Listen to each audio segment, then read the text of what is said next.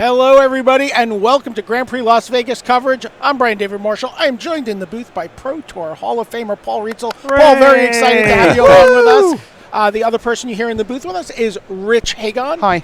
We'll give you a nice golf clap of applause. Thank you. Thank you.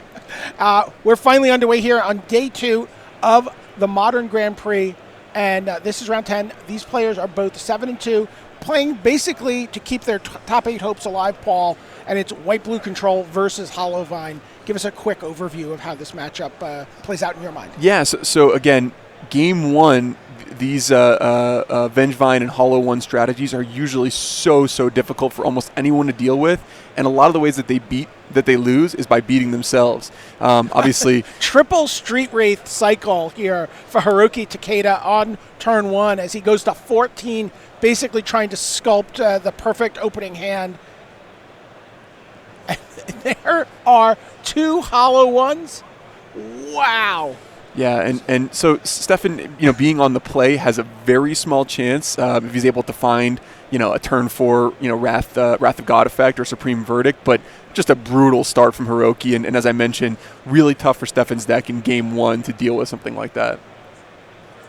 And a handful of Wall of Blossoms for Stefan, which should buy a couple more turns, just jumping and getting a little deeper into the deck. Yeah, already, because Hiroki's draw was so strong, that kind of 1-for-1 Path to Exile, Snapcaster Path to Exile is probably not going to be good enough against what Hiroki's doing. Stefan's really kind of on a one-track path here. Can he get to turn 4? Does he have access to something like Wrath of God? A lot of times these Wall of Omens strategies with things like Restoration Angel, occasionally Vendilion Click, they sometimes omit those sort of sweeper effects in the game one deck entirely. In which case, Stefan, there's almost nothing he can do from the situation. Or even when they do play it, they play maybe one. Right. Most I've seen is a Wrath and a Supreme Verdict, one of each. Right. So yeah, just brutal. And Hiroki is just turning up the heat here. He knows the situation. He knows he wants to get this game over with, before we get to that key turn 4. Couple of Acolytes there.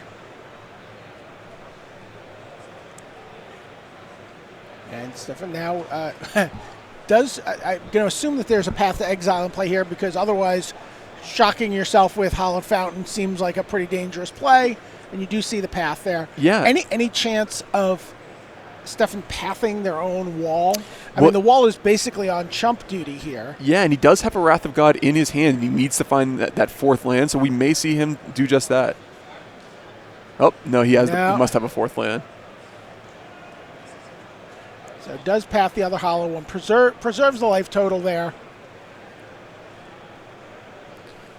So that would be a strong indicator that Stefan already has access to the 4th land for Wrath of God, and that's what we talked about. That's what he needs, and so he definitely has a fighting chance here for sure. Possibly my favorite piece of Magic art of all time. I've put up a beta Wrath of God because might get ready for tomorrow night. That would be a pretty sweet card to open in the beta draft. Oh my gosh! Although Rochester's always a funny format because everyone knows what you've drafted. Right. Cannot regenerate. All right, so here comes Wrath of God. That is not a beta Wrath of God. That is not. You should be allowed to regenerate from that one. Yeah. So, yes, Stefan, we talked about, there was one specific way the game could develop to give him any chance of winning. He had exactly that, kind of enough early interaction to get to that turn 4 sweeper. He had it. And now Hiroki needs to put something else together. How does this deck come back from a sweeper? Actually, this is a situation in which you give up so much of your hand. Right. This is a situation in which cards like Bloodghast and that Flame Wake Phoenix that the traditional Hollow One strategy plays are so powerful because they're so resilient to sweepers. Hiroki really wants to find that eponymous Vengevine here. It's one of the best cards that he could. Well, he just had 2 Burning Inquiries off of Faithless Looting. Yeah, but Hiroki, again, had the type of draw that's really soft to the Wrath of God. So he hasn't found any of the resilient threats that can keep coming back, and that's what he's going to need to find. All right. Well, he's found a second Faithless Looting as well. we see in this game also the importance of kind of winning the die roll in these sorts of matchups, right? Hiroki had an incredibly powerful turn one, about as good of a turn one as his deck can have, but Stefan, because he was able to find that fourth turn, was able to sweep the board. How much more damage does the die roll represent there for Takeda? Well, he would have had another turn where he untapped with a hollow one and 3 other creatures. So we're talking about 7 plus whatever triggers he was able to get from the Flame Wake Adept, I think it's called. Comment in chat. I really like the way Hiroki plays. He's very, very clear about what he's doing. Goblin Guide reveals a path on top. Yeah, Goblin Guide, not kind of the threat that Hiroki was looking for, but does have Stefan down to 8. We still have not gotten our deck lists for this round, but there'll be a lot. Oh wow! Look at this, Gideon Jura, just right out of your era of your peak era of Standard there, Paul. Yeah, and kind of an interesting decision point already for Stefan. Stefan elects to kill the Goblin Guy with Gideon Jura's minus ability as opposed to taking it up. But you can force Gideon to attack it. Right, force the Goblin Guy to attack it. Yeah, sorry, yeah. So Stefan values just getting that board clean as opposed to forcing the Goblin Guide into attacking. By the way, that's going to cost him 2 life here because Hiroki, it looks like, found another Goblin Guide. Wow. Which will be the last card in his hand here. Although, if Stefan's able to untap with that Gideon Jura and start using the plus ability, things could spiral out of control pretty fast for Hiroki. Oh, there's a land. Well, I've not seen that art of the Gideon Jura. No, I haven't either. I'm not sure what set that's from. So that is arch enemy Nicol Bolas. That was my next guess. Okay, you're learning the broadcasting skills there, Paul, because that was not your next guess. You didn't have a next guess, Busted. My friend. Yep. Yeah, so Stefan really in the driver's seat now. So, as often happens with control decks across the history of Magic, there was an inflection point. He got through it, and now his win expectancy in this game went from very, very low to very, very high. So he's just going to want to be very careful with that 6-point life total, right? Look at this, Gideon Jura getting in there. Yeah, and we see he has access to the card Cryptic Command in his hand, so Path to Exile also. Yeah, he really. And remember, Hiroki's done quite a bit of damage to himself along the way here. Right. They just cycled his 4th Street Wraith of the game. Stefan has an embarrassment of riches. These are the sorts of games where people are like, why would I do anything except for play a blue control deck? It seems, oh my gosh, I got the Wrath of God. I got to play a Planeswalker. I've been drawing all these cards, And that turning the corner feeling is one of the most fun things in constructed Magic when you feel, like you're finally on the upswing. Yeah, and Stefan takes game 1 here, manages to withstand that pretty blistering opening from Hiroki where he put 9 points of power into play on game 1. We did just get our deck list, so we could take a look at what's going on here. Yeah, meanwhile, while Brian and Paul take a look at the deck list, I'm your host, Rich Hagan, saying welcome along to Good Morning Magic. It's day 2. It is round number 2. That's round 10 of the Modern. We started, those of you thinking, wait, isn't it Saturday? Isn't it just starting? We had day 1. It's a 3-day GP because there's another entire GP happening this weekend. That's the limited one. Begins today. Tomorrow we'll be on limited coverage all day, including somewhere between 7 and 8 o'clock in the evening, full coverage of the beta draft. 24 packs of beta being opened live on the stream. Who knows, we may see a Black Lotus, some Mox, Wrath of God like we've just seen. Chaos Orb. There was a really funny moment yesterday where Martin Yuza and Shahar Shenhar were just badgering one of the head judges about how Chaos Orb is going to be ruled at this Grand Prix. Not something I think the judges were thinking about coming in, but they really wanted to know, like, do I have to have my permanents all spread out, or is it going to be played under some of the newer rules where it's got like a little bit of a point and click? Where you're not treating Chaos Orb as a Vindicate. You are going to have to actually flip your Chaos Orb. when Dr. Garfield designed this wonderful game, I think he correctly identified manual dexterity as being one of the things that he wanted to test for the most. So I'm a big Chaos Orb fan myself. I would actually allow, if I was the head judge, I would allow the tearing up Chaos of confetti. the beta Chaos Orb and sprinkling it over for a Jokel Hops on one side of the table. I would absolutely allow that if I was the head judge, and I would just be willing to withstand the consequences afterwards. Yeah. We just heard the words contract from below on our ears. That's an anti-card. Right. And anti-cards are just banned in limited. I'm definitely against anti-cards. Yeah, you're very anti-anti? Yes. What if Anti-Malin Yeah, was the here? 2008 world champion right there. All right. So Stefan trying to work out where to go. He is currently 1-0 up in this one. Hiroki Takeda at 1-0 down. I'm looking at 7-2. Hiroki Takeda's sideboard, Paul, and I'm not really seeing a ton that he can bring into this matchup. It seems like he's just kind of like just on his game one plan all the time. Yeah, I mean, Hiroki would be fine for that game to repeat itself almost exactly, but just hit him going first. He does have Blood Moon in his sideboard, which is something he might consider in this sort of matchup. Obviously he doesn't know Stefan's deck list, and against a lot of these white-blue decks, they don't have that many basic lands, and obviously Stefan's draw would have been completely destroyed there by a Blood Moon. Stefan happens to have 9 basic lands in his deck, so Blood Moon actually not that effective against them. Stefan, as you mentioned, has a lot more kind of intricacies during sideboarding. We'll certainly see him bring in Celestial Purge. We'll certainly see him bring in Rest in Pieces and Settle the Wreckage. Elspeth's Sun's Champion is a card that these Hollowbind decks do not want to see enter the battlefield, as both the minus and the plus ability are totally devastating. Obviously, getting to 6 mana, non-trivial, but that's kind of an I-win card in the matchup. Yeah, looking around, not seeing the Rest in Peace is kind of an interesting card because Hiroki can win without through a Rest in Peace, right? He can still have that same opening, and that would be perfectly fine for him. But the Vengevine portion of his deck would be beaten by that. Right.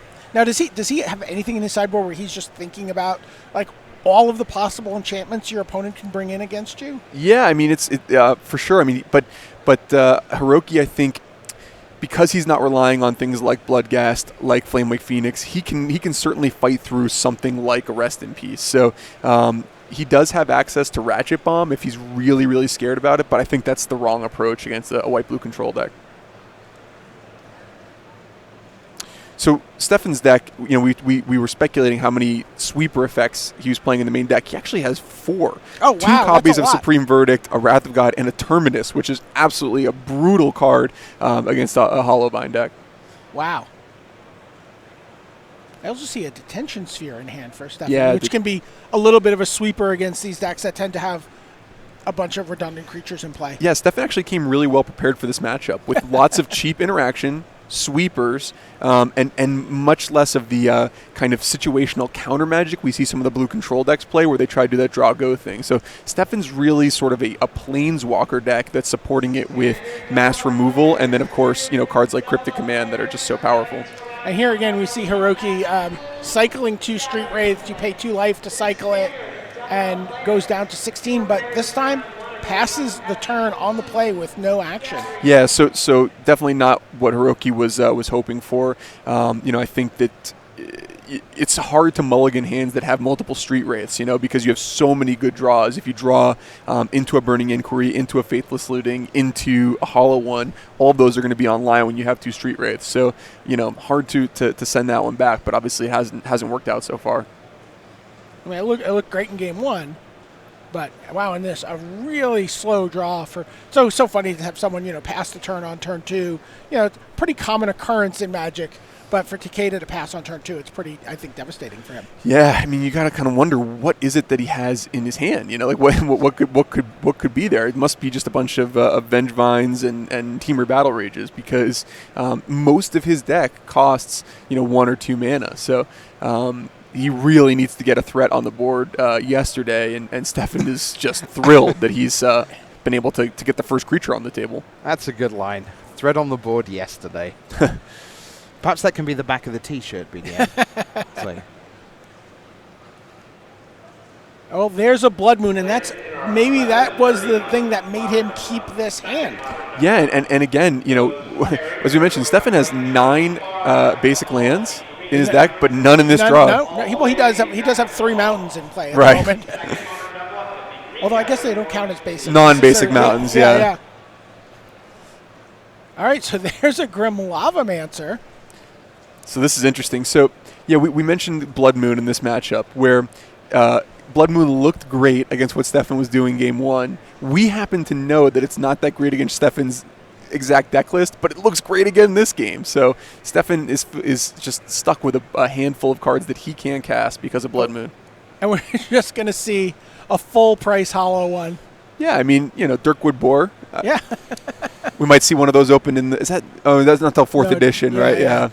I think Dirkwood Boar is in the dark. The dark, I'm sorry. Okay. Next Grand Prix Vegas, I'm sure we'll have a dark Rochester. Just give me a moment. There we are. Okay, that's 5th edition, actually. Okay, so there's a 5th edition, there's a 4th edition. There's also this very pretty. I say very pretty, very loosely. The thing about Dirkwood Boar is that Hiroki would actually not have been able to cast Dirkwood Boar.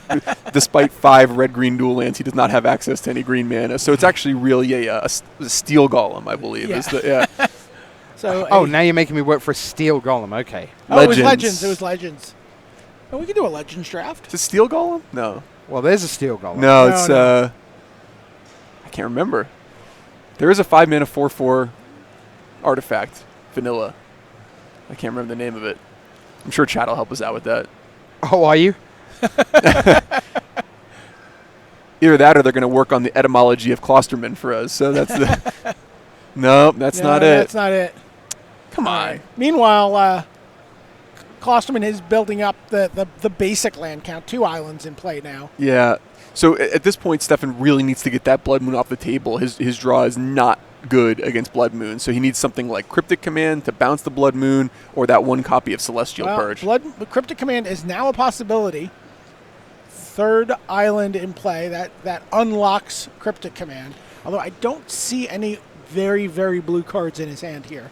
Yeah, and now the life total is starting to become a concern here for Stefan. So, when you're using Cryptic Command to return your opponent's Blood Moon, you kind of want to do it in a situation where it's on their end step, so you get to untap with all access to all of your colored mana on your turn. But he, even if he had a Cryptic Command, he might need it to use to survive here, being at 8, facing 8 power of threats. All right, we see our first Vengevine of the match that goes to the graveyard for Hiroki Takeda. So if he can play 2 creature spells this turn, that'll come into play and be eligible to attack as another 4 power creature. There we see, he's flashing back Faithless Looting. Red and 2 to flash that back. So kind of an interesting decision point here, right, for Hiroki. Now, Stefan had the ability, if he wants to use the tap all creatures and return a permanent function of Cryptic Command if he had it. So, Hiroki might have wanted to leave some mana open there to be able to recast the Blood Moon post-combat, but looks like Stefan just doesn't have anything here. Yeah, and he's at 4, and he's just dead on board to the Grim Lavamancer. He finds one of the 3 basic planes, but can he do anything with it? There's your answer, Paul. Stone Golem. Okay, there it is. And I'm sure that set looks fake to me. I've never seen that before. That's a great piece of artwork. That is from Battle Bond, Paul. Okay. So clearly that's what you were remembering. Yes. All right, so we're going to see a Detention Sphere here. And I don't think it matters. Is Stefan trying to find any way out of this? Yeah, he's going to go for the Blood Moon. Yep. Which is now going to unlock Timely Reinforcements out of the sideboard. It's going to gain some life. He's going to get 3 1/1 soldier tokens. Or are they knight tokens? I don't remember. Soldiers, I guess. Yeah, and Stefan is not 100% out of this game. But that claws him back up to 10. Yep, which is huge. The issue for Stefan is that he's now kind of almost shields down going to Hiroki's turn, and there's that Vengevine sitting in the graveyard. So, okay. And a Wall of Omen. So a great turn for him. Amazing considering turn. that he was, dead to allowing Hiroki to untap. Yeah, it's not frequent that on the 9th or 10th turn of the game, one of your 3 copies of Basic Plains is the only thing to get you out of it. But here, that Stefan found exactly Basic Plains. Blood And it Moon was is such a powerful card. Yep. It really changes the way the game works. And there, look at that. He doesn't aim the Grim Lavamancer at Stefan. He aims it actually at one of the soldier tokens. Yeah, so Hiroki thinking here, if I can return this Vengevine, that those soldier tokens really represent more like 4 damage than just 2. So the ability to step in front. So looking at the 3 cards in his graveyard, there's a Goblin Guide. Uh-oh. That's a haste creature. There's another Goblin Guide. Whoa. There's a Vengevine. Whoa! Wow. And at the very least, I mean, Stefan's just dead on board here. He has to take 8. And then the Grim Lavamancer finish him off for the last 2. There are 2 crit cards in his yard. Well, he has three chump blockers. Oh, I'm sorry. right? I'm not So- seeing the wall. Yeah, there's 3. Yeah. So close. So he's representing 6 damage on board right now. Yeah. You could use the Grim Lawmancer to take out one of the soldiers, and then it would be representing 8 damage. Insolent Neonate comes down, but Still just a little bit short of doing the full 10.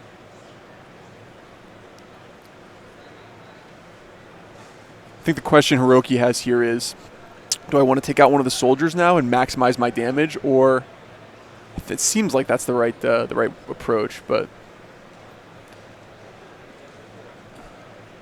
all right, here it goes. 2 triggers from the Goblin Guide. Oh, there's a land. And, there's Wrath of God on top for next turn. Oh, no. Stefan's just going to take 4. He's going to go to 6. And that's essentially 4 with the Grim Lavamancer activation. oh wow. But he has become immense. Wow, that's fun. Wow. Become immense pumps one of the unblocked Goblin Guides, and he is able to get those last 6 points of damage across. I did not see that coming. Yeah, and Hiroki was a couple steps ahead of us there. So I was thinking, well, why wouldn't you activate the Grim Lavamancer? It represents more damage. And Hiroki's thinking, why don't I just do all the damage right now and get Stefan all the way dead? So Wow. Hiroki, again, the inflection points in some of these modern games are really interesting because really that was Hiroki's, even as far ahead as he's seen the entire game, that was his last window. If he had to say go there to Stefan with 9 untapped mana and no Blood Moon in play, And a Wrath of God. oh my on God, top. yeah, Stefan's in the driver's seat. I apologize for ignorance. Just explain what you mean by inflection point. It's Yeah. not a phrase I'm super familiar with. Yes, so there's often a point if you ever watch Pro Tour coverage and you see the advantage bar, right? The advantage bar will kind of tip one player, tip to the other, but it usually stays kind of close to the middle in most games. There's often a point in modern games because of how powerful the spells are and how synergistic some of the strategies are, where that advantage bar is going to swing wildly from one end to the other. So that's something that I call an inflection point. So in that situation, Hiroki got his opponent dead. Had he not gotten it dead, the advantage bar would have swung rapidly all the way to the other end of the spectrum. Right. So another way of thinking of it would be a game changer. Exactly. In a sense. Right. Okay. Yeah, thanks, Paul, for being our inflector mage. Yikes. Like, inflector mage, you can't beat Solderitzel. Oh, sure. That's Good morning, Magic. That's only the kind of thing that you can hear on Good Morning Magic. You would never hear that on Not the in Pro Show. Not Yeah. in Red Zone, Yeah. not No. on the Pro Show. We've got a cooking segment coming up right after this. We'll be cooking our own goose. Yeah. Uh-huh. I'll bring the fat. All right, so game 3 coming up here. This is actually a much more interesting version of the Hollow One deck than we saw at the Pro Tour. It's really evolved and has a some interesting decisions. That Become Immense is a card that makes a lot of sense in this deck, actually. Yeah, the Become Immense Teamer Battle Rage combo to get people kind of dead out of nowhere before they're able to turn the corner. That's why you play a card like, kind of Goblin Guide. You're really just trying to get your opponent dead, whereas maybe the Red-Black Hollow one is trying to do clever things, with the graveyard and, delve creatures and things like that. Hiroki is really just trying to get Stefan from 20 down to 0. One interesting sub-game that we're going to see for Game 3, Stefan is now aware that Hiroki has access to Blood Moon. So that's going to make him probably more careful in terms of fetching up basic lands, not necessarily keeping a hand that doesn't have access to basic lands or a way to remove Blood Moon. Now, the leveling that occurs in Constructed Magic is Hiroki knows this, Stefan knows that Hiroki knows this, Hiroki knows that Stefan knows this. Does Hiroki then go away from the Blood Moon plan that was effective for him Game 2 since Stefan's not ready for it? Just so you know, Paul, words have meaning, words have consequences. Chat is now currently talking about first and second derivatives of curvature inversions in graphs, and that's because of you. Well, that's what you get on Good Morning Magic. That's right. It's a little bit of fun and a little bit of learning. Yeah. Yep. Today's episode of Good Morning Magic is brought to you by the letter G. And the letter G. And the letter G, and our special guest is Still Leaf Champion. I was going more for the GG.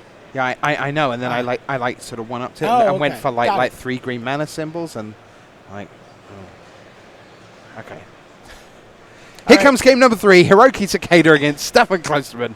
This is, Stefan's looking at 6 cards and nothing, 1 land, It's a one-lander, and it's expensive. it's an expensive one-lander, and it doesn't have any of the cantrips, nothing like Serum Visions or Wall of Omens that can help him kind of smooth his draw. So, unfortunately, Wow, going to have to go going down to 5. here, yeah. And White-Blue Control is not a deck that mulligans particularly well. We see even in the games that he wins, you kind of need to use almost all of your resources. So, some combination decks or really aggressive strategies mulligan really well because if they just get on the board first, it doesn't matter that your opponent has all of these cards. They can't utilize them. Stefan really needs all of his resources in order to win the game. So, really, tough situation for him going down to only 5 cards. Of course, I feel like there's like a uncertainty with Takeda kept 7. Sure. But a lot of the hands you keep with this deck are very speculative. Sure. Yeah, there's a real quantum element to the Hollow Vine deck. Yeah, we saw Hiroki keep a 7-card hand on the play in Game 2, and Stefan play the first creature. So really, anything can happen. All right. Well, you talked about cantrips. You do see I think that's a Wall of Omens there in the back. There's a Rest in Peace as well, but going to need a second land. Right, but that is one of the ways in which Stefan can win a game on a mulligan to 5 is where he draws one of those really powerful sideboard cards like Rest in Peace, and it happens to align really well with Hiroki's draw. It's a really heavy, looting and Vengevine type of draw. But he does need that Plains for white mana. Well, let's see what type of draw it is. Here is Faithless Looting. And there's a Vengevine. That's going to go to the yard. 2 Vengevines to the yard. Can Stefan force the double mulligan here? No land. And now Hiroki, are there 2 1-drops? There's a Grim Lavamancer. Oh! There's a Flameblade Adept, and there's a pair of Vengevines attacking for 8 on turn 2. Oh no, and there's the land for Rest in Peace. Yeah, this is, folks, the Magic the Gathering Grand Prix circuit for you here. So Stefan won a wonderful Game 1 for him. Game 2 was this close to kind of turning the corner and coming back, and now Game 3, he was this close to 8-2. I'm on my way to the top 8, and now it's the white mana comes 1 turn too late for him, and now heartbreaker. Tough spot.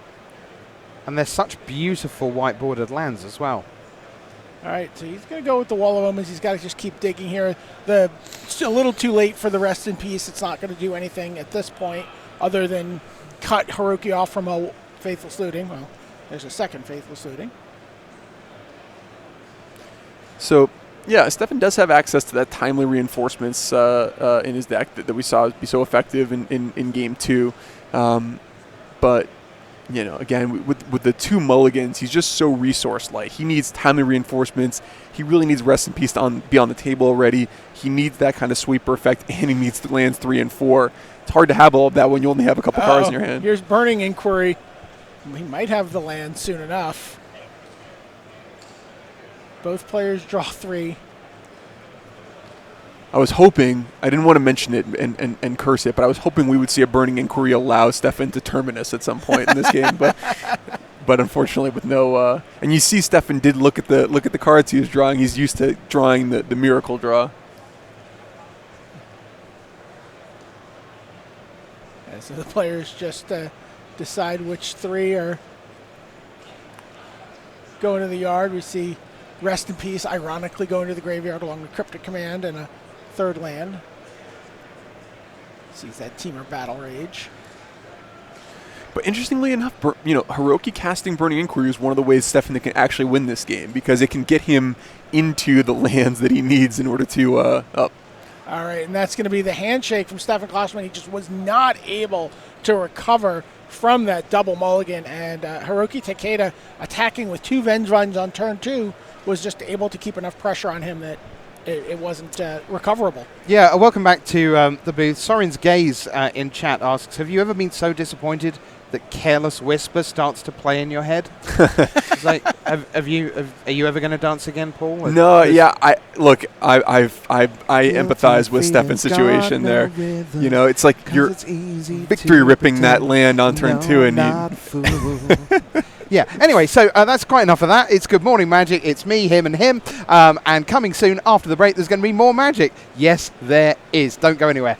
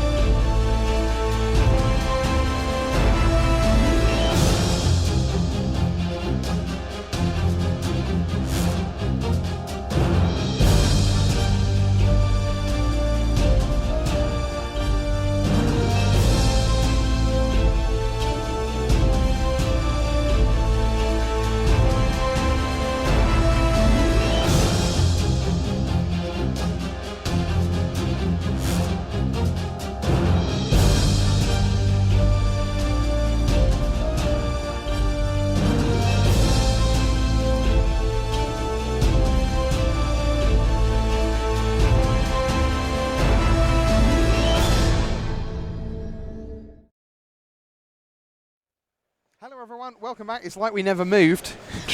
It's like the ads are like 4 minutes and we're away from these chairs for about 3:58 and somehow we fuss with cables for 2.5 minutes. The math doesn't work out. Yeah. So, Rich BDM and Paul Reitzel here, the Hall of Famer, joining us here for Good Morning Magic.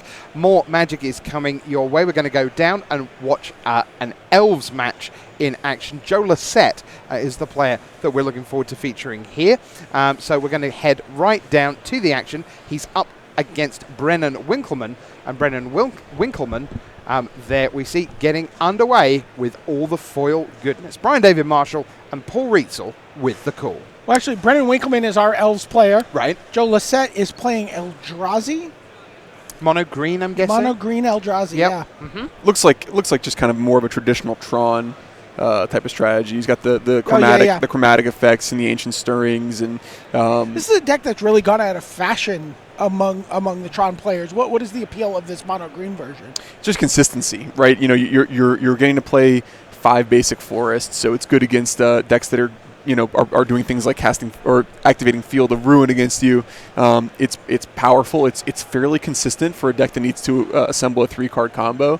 And obviously, in this situation, he's got 2 kind of key cards. He's got Ugin, the Spirit Dragon, and Oblivion Stone that are really, really powerful against Elves.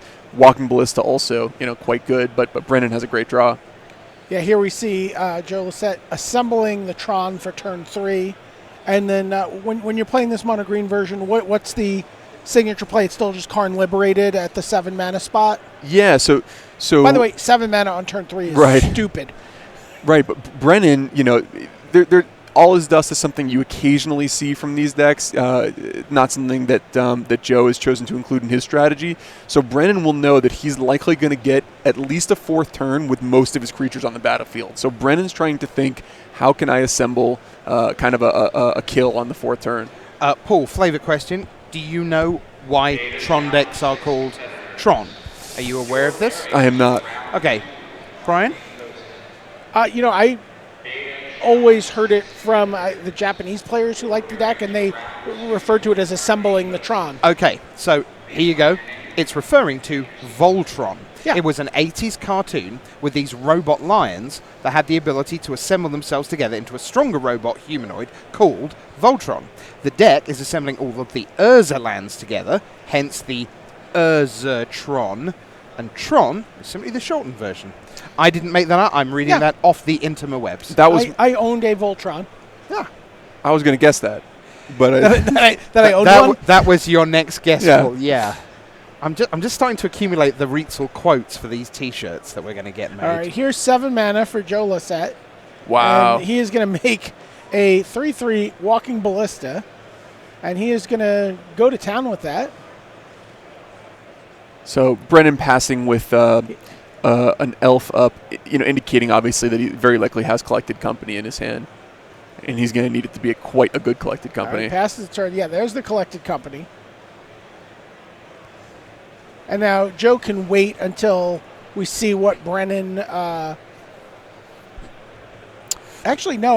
I guess the Shaman of the Pack can be on the ability can go on the stack, and then you can shoot some elves. Yeah, so Joe kind of afraid that maybe Elvish Archdruid might be coming, but it seems like Elvish Archdruid is the kind of thing he would have had to kill with the Walking Ballista anyway. So How about both the cards we mentioned, an Elvish Archdruid and a Shaman of the Pack? and you just cannot let these Elves decks untap with Elvish Archdruid in play. It's too brutal. So we might see Joe lose his Walking Ballista here. He's going to get rid of that Collected Company with Relic of Progenitus. Yeah, and he does. He just says, you know what, I can't let you untap and have as much mana as I do. I am the only person who gets to play with 7 mana on turn 4. Of course, Brennan could still play Heritage Druid and have access to that kind of mana. Work his way up to that. Yeah, but there's a lot of ways in which if Joe hadn't killed the Elvish Archdruid, Joe would not see another turn in this game. Absolutely, yeah. Whereas now he's at least very likely to be able to untap and, then find something like, as we mentioned, Ugin or Oblivion Stone. Brennan has this is a really tough turn for him to navigate, right? Because he has some pressure on the board, but not currently threatening lethal for next turn. he wants to apply pressure to Joe in case Joe doesn't have a sweeper, but he doesn't want to play everything into a sweeper. A lot of times these Elves decks, your best plan is just hope they don't have Right, it. fingers crossed. Yeah. You saw Brennan show his opponent an Elf in hand. That was for the Guiltleaf Palace that he just played, so it could come into play untapped. Showed him a Dwynen's Elite, which he's, I think, now going to play. Yeah. And this maybe he's come to the same conclusion you thought he should come to, Paul. Right. And this is where, the cards like Collected Company and Court of Calling are so powerful because they allow you to interact at instant speed. Here, Brennan's just going to have to play some good, honest Magic and put a bunch of creatures out and then hope that that's enough. He's just attacking with the Shaman of the Pack, which tells me that there is a Court of Calling in hand here. Certainly a chord. Maybe a chord for Elvish Archdruid at the end of the turn. Yeah, it could be. Or for Azuri and maybe kill Azuri. you. Yeah. So Joe here, really needs one of those sweepers that we talked about earlier. Does Joe have a fog in his hand? I could have sworn I saw There is one fog. Oh, wow. There is one fog in Joe Lissette's list. Is that? Wormcoil Engine here. There's a forest. The first Magic tournament that I ever played in, I had revised forests and revised fogs. So I'm happy to be a part of this. All right, so Relic of Progenitus gets cycled, as it were, for Joe Lissette, draws an extra card. And then, there is the Court of Calling for 3, paying you tapping 4 creatures to pay 4 mana of Convoke.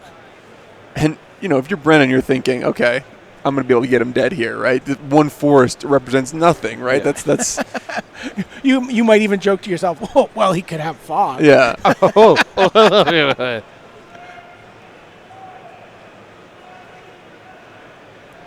So Westvale Abbey, Joe's taking a little peek at. And he's like, let me read the other side of that.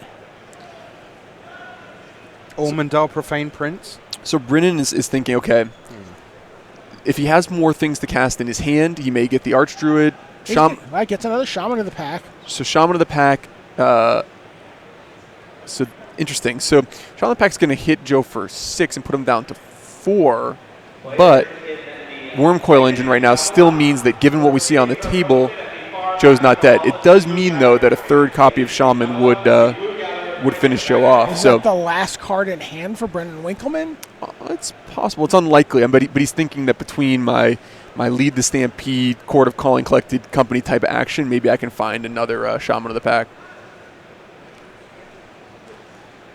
This is where when you're Joe and you're playing against the Shaman of the Pack deck, you just want to survive the first 6 seconds after their draw step, because once you've gotten through that. Oh, there's an Elvish Archdruid. Oh. And now he just attacks with everything. And this is going to be very interesting here. Yeah, Joe's going to need to find a way so that these creatures will not find their way all the way to him, that they need to get lost somehow on the way to killing him. Right now, they're just seeing so clearly. Oh, my gosh. Oh. A fog. Oh. Poor Rietzel with the flavor reenactment of combat. Wow. Joe not out of the woods yet, Yeah, well, though. he still has to survive. Again, all of Brennan's creatures are getting a bonus from the Elvish Archdruid. Now, when do you find it hard to get out of the woods with all the fog around? Oh, man. Is that not how that works? I think the fog cleared. Oh, okay. Yeah. Now, Joe has a copy of Walking Ballista in his hand, so, presumably the 6 life here from the Wormcoil Engine plus a Walking Ballista coming down for 5 is going to allow him to survive another turn. I think he might also have another Wormcoil Engine. Yeah, but he's going to need to get that Elvish Archdruid off the board since, I think he probably also wants to get Brennan below enough creatures where he can't activate Westvale Abbey. So we're going to see him just start to pick apart Brennan's board with this Ballista. All right, here comes the Ballista. He's going to start by throwing 2 of those counters immediately at Elvish Archdruid. Interesting. Passes the turn back.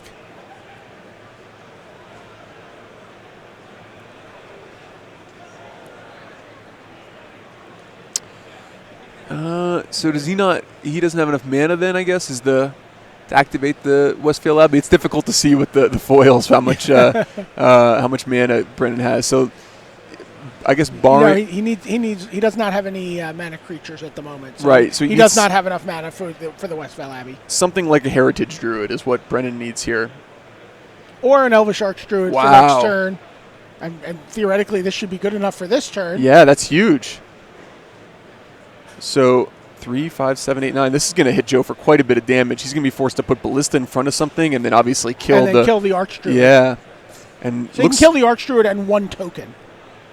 But wait, we might have had the life totals wrong there. It looked to me like he was threatening 9 damage if I'd done the math correctly. So, but we're headed to game 2. We are. The joys of Time Warp mean we get straight into game number 2. Winkleman 1 to the good. And, it's the KCI Open, sort of, with Chromatic's fifth, Joe Lissette. Pretty big piece of the puzzle for this mono green deck. The Chromatic Star letting you cast cards like Sylvan Scrying and still hit your Tron on turn 3 without having to play an, I would say off color, but color land. Yeah, one of the things that frustrates people sometimes about playing against mono green Tron. Yeah, look, it just works out perfectly here for Joe. Is it seems like it should be inconsistent, right? Like how do you keep doing the same thing every game? But yeah, the chromatic pieces and cards like Sylvan Scrying and Expedition Map actually give the deck quite a bit of redundancy. And again, Joe's able to assemble turn 3 Tron. And assembling it on the play this time. Mm-hmm. So the chromatics help tune the deck, is what you're saying. That's right. Yeah, I mean, we see it basically shrinks the size of your deck to get down to the key aspects of it. A little bit of a very non-explosive draw here for Brennan Winkleman, even though he does have the Heritage Druid, which is capable of some pretty disgusting draws from the deck, some pretty Tron-like mana development. Yep. But there's an Oblivion Stone on turn 3. Still more than enough mana. Is that a Warping Whale? Or I'm sorry, that's a Spatial Contortion. Spatial Contortion. Yeah, although notably this Oblivion Stone it's a naked Oblivion Stone, so all of the countermeasures that Brennan might have brought in from his sideboard, things like Abrupt Decay or Maelstrom Pulse or possibly even Reclamation Sage, could all catch this Oblivion Stone while it's vulnerable. How about a Fulminator Mage here? Wow. Taking down 1/3 of the Tron. So putting Joe down to 2 mana from 7. Yeah, and that's another tower, no problem. And right to Wormcoil Engine for Joe Lissette. One of the beautiful or scary things about Modern. Another Fulminator Mage. So just like made an alliance with the elves. Yeah, is that a deck that's it's really mono green on first look, right? With a little kind of splash for these Shaman of the Packs, can play a card like Fulminator Mage because of how good the green-black dual lands are. When you get in the Spirit Dragon. Okay, yeah, that's just casually Stone Rain me on from 7 mana to 2. 2 turns later, I'm just playing Ugin the Spirit Dragon. Although truthfully, Joe's hand could have been almost anything, and the Oblivion Stone plus Wormcoil Engine had Brennan in really bad shape. Of course, Ugin is, put him up well over 99% to win the game. Do you walk around in life with an imaginary advantage bar overlay over everything you do? Of course, yeah. He gets the green little check mark now for. All right, so Fulminator Mage is going to try to find a vulnerable 1/3 of the Tron. So Joe has access to 17 mana worth of colorless permanents, and Brennan has 3 lands. It's an interesting way of looking at it when you say 17 mana worth. He doesn't have access to nearly that much mana at the moment, right. But along the way has spiked pretty hard on 2 turns. He's got Ugin exactly where he wants it, which is not in his hand on the battlefield.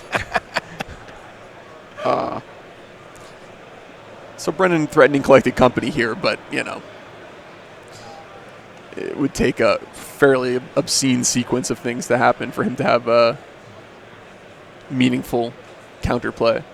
And yeah, Joe's just trying to work it out. He's like, I'm going to tick up Ugin. Points at Brennan.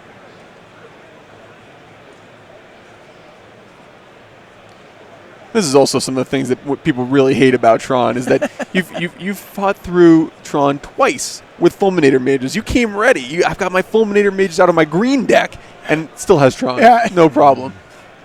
And a second Worm Coil Engine, that's enough for Brennan to pack it up and go to game 3. That seems to be a danger out of these decks, like these really finely tuned decks like Elves, like to bring in a card like Fulminator Mage. Well, maybe there's not a lot of cost to you casting it. It's not that hard for you to cast it. It comes away from the density of Elves and things you need to make your deck really hum. Yeah. I mean, you can certainly understand the logic behind it. He's, of course. Because of how bad, a lot of big mana decks can be as a matchup, and the fact that it's the perfect casting cost for what's essentially a collected company strategy. So it's a really strong hit off company where you can maybe hit an elf to continue furthering your game plan and the Fulminator Mage.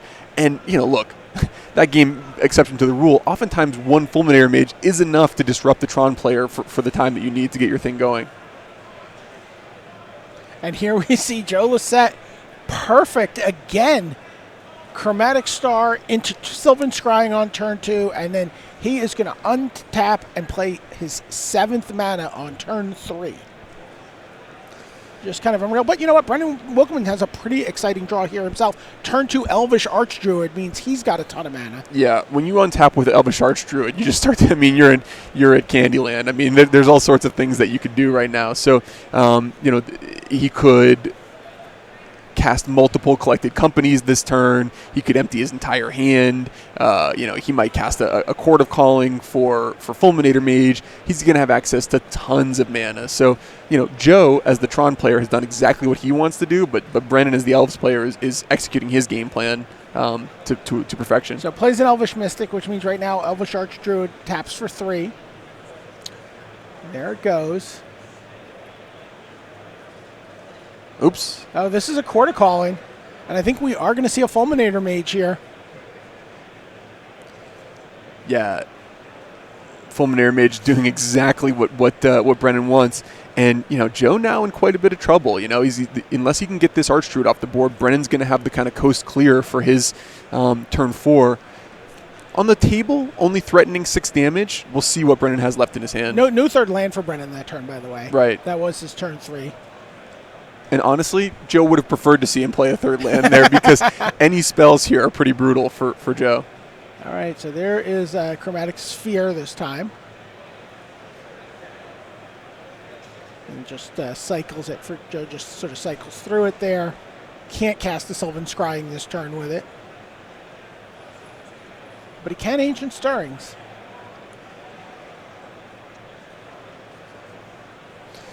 And, this is, as the Tron player now, this is the downside of playing a deck like this. You need to, before you do anything, reassemble Tron, right? You've been disrupted. Brennan did his thing. Before you can meaningfully kind of do anything to stop what Brennan's doing, you need to get that third Tron piece in play. He does have, the odd Spatial Contortion or Warping Whale, which could potentially interact with Brennan. Certainly Spatial Contortion would have been pretty powerful this turn on the Archdruid, but his top priority is find another tower and then start doing, gross things. And if he's looking at a tower in this 5, you're assuming he would have just slammed that into his hand. Yeah, unless he had another tower in his hand. But it looks like he's... Which, based on the last game, he just might. So he takes an Oblivion Stone. Oh, but he passes the turn. Oh, no, he played his land that turn, right? Yeah. He's down a land here. That's right. Well, I'll tell you this. Brennan playing all foils doesn't make it very interesting because I cannot tell at all what he has in his hand. So it's very exciting. How about a Thoughtseize from the Elves player? And he is going to give us a good look at what Joe Lisette has to work with there. You see a card liberated. You see that critical fog. Another Tron piece. Now, Sylvan Scrying, 2 chromatic pieces, and Oblivion Stone. Joe, from the Andrew Cuneo school of lands, not matching up his Tron pieces with the other arts, which is a controversial practice, I'll say. Controversial practice. Certainly from this seat, it is very controversial. Yeah, not a fan. Nice. So, Brennan's thinking to himself, okay, let me just assume Joe draws tower or gets a tower into play next turn, since that's the worst case scenario. What do I do if he draws tower? If he doesn't draw a tower, can I kill him before the turn after next? Which, because he's going to be able to find a tower with Chromatic Star and Sylvan Scrying. So, he only has the one sweeper in the form of, okay, so wow. He's going to take Sylvan Scrying. He's gambling, yeah. He's gambling that Joe is not going to find a tower the hard way. That plan has never worked out for Tron, ever. So he's leaving Joe with access to Oblivion Stone here. So perhaps Brennan thinks that he can kill Joe next turn. Another Elvish Archdruid. And get in for 6. 3 from the Archdruid and 3 from the Elvish Mystic.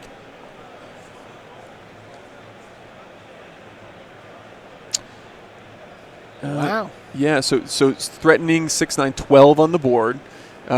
We know Joe has a fog in hand. We know Joe has a multiple fog. chromatic pieces.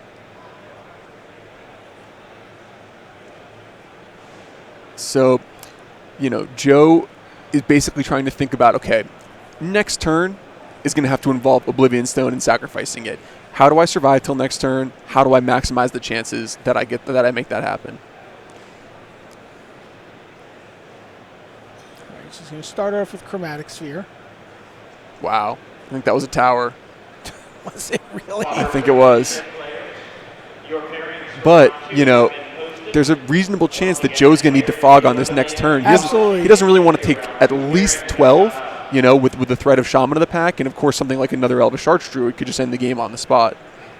So you think he'll just play an Urza's Piece, play the other Chromatic Star, and then pass with Fog Mana up? Well, he wouldn't have Fog Mana up He has 1 mana floating, right? From the Sphere? Oh, right. Well, no, he does have a mana floating. The question is, yeah, okay, so that actually, yeah, I agree. It's perfectly played and good call there. Brandon's like, he clearly sided that fog out. That was a deck registration error, right? Yeah. He's not going to fog me twice. So now Brennan, has the threat of doing 12 damage. He might also want to consider, is there a way for me to activate Westvale Abbey this turn, since Westvale Abbey is a great way around Oblivion Stone. Obviously, the Ormondal, is it Ormondal? Yep. Is the Profane Prince. indestructible, so really strong against those sweepers. Ormondal's still vulnerable to fog. Ormondal's still vulnerable to fog, and Brennan doesn't have, currently, as we can see, a 5th creature in order to activate He's got a ton of mana. I believe that's a Reclamation Sage, and he is going to target the Chromatic Star, and Joe is going to have to proactively fog here. Yes, he is. A fog for no value. You don't see that very often. Nope. And now Brennan doesn't have to attack. Oh my gosh. He does have a Shaman of the Pack. Shaman of the Pack and the Elvish Archdruid has the ability to make 6 mana, so he's threatening an end step activation of Westvale Abbey on Joe Joe's is turn. at 8 here. Yeah. So there's the Oblivion Stone. Pop the Oblivion Stone. Wait. Oh, Abbey's tapped. He tapped the Abbey. He tapped the Abbey, of course.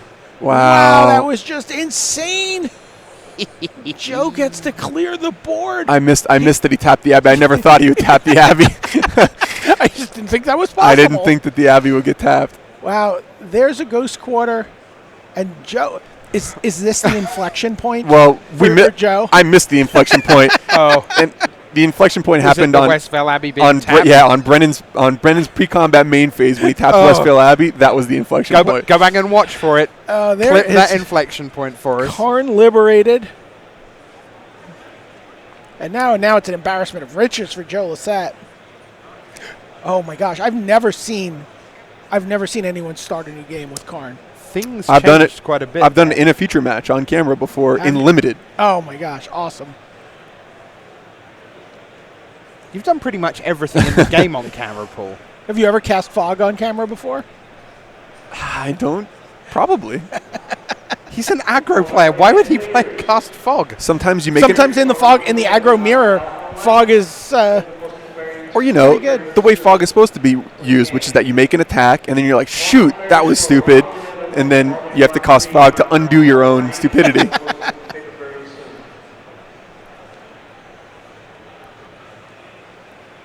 All right, there's another Oblivion Stone. And now Brennan's just go.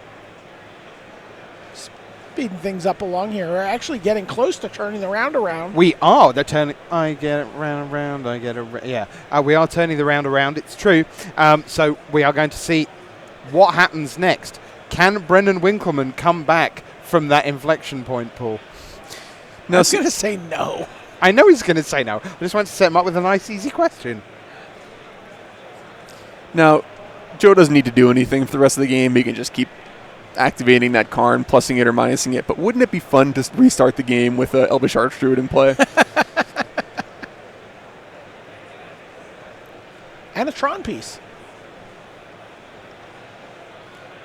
You know, it's not considered good manners to roll your eyes during a game of Magic, but when they start bringing out the 12-sided dice for your opponent's Planeswalkers, that's about the time that you can do that.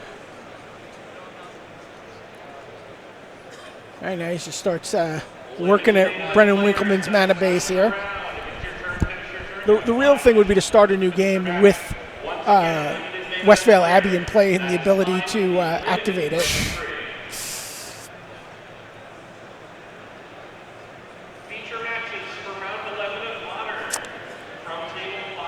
Yeah, you know, so this is one of those games that there's not anything that Brendan can possibly do. What about when you get the second 12-sided die out?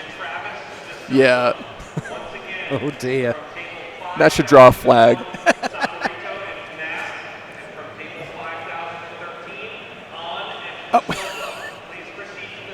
So he's playing a second Karn, and he's just going to immediately put that Karn into his graveyard with the Legend Roll because he prefers the one with 16. But with Sanctum of Oh, Ugin, nope, he wants the new Karn. But with Sanctum of Ugin, it lets him go get a Walking Ballista, which he can now pump all of his ridiculous amount of mana through. Oh, not that much. Just gets to eat a land, and that's the hand from Brendan Winkleman. Joe Lissette turns the corner on the last possible turn. I mean, yeah, Fulminator Mage just looked great briefly twice, but Joe Lissette won that despite where the 2 is appearing on your screen. Yeah, absolutely. Joe wins, and we win because the next round is almost upon us, which is fantastic news. So thanks to Brian, thanks to Paul Rietzel. Good news, Paul. People in chat seem not to hate you. Oh, good. Someone actually said that you were their third favorite Magic commentator. Wow. Which is pretty great because like making the top 10, you know, is pretty good. So all right. Good job. So, you know, plenty of room for improvement. And we'll look forward to seeing Paul back again in Harness later today. Meanwhile, Luis and Gabby will be right back for round number 11 of Grand Prix Las Vegas.